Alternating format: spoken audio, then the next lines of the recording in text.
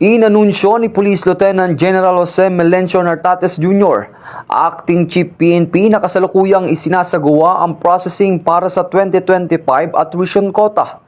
Tiniyak niya na ito ay dadaan sa nameless at faceless recruitment system ng PNP. Isang patunay ng patas sa transparent na proseso ng pagpili ng mga qualified at bagong pulis. Aniya, walang padrino, walang backer at walang special treatment. Ang pagiging pulis ay hindi lang propesyon. Ito ay bukasyon upang maglingkod, magprotekta at magsakripisyo para sa kapwa.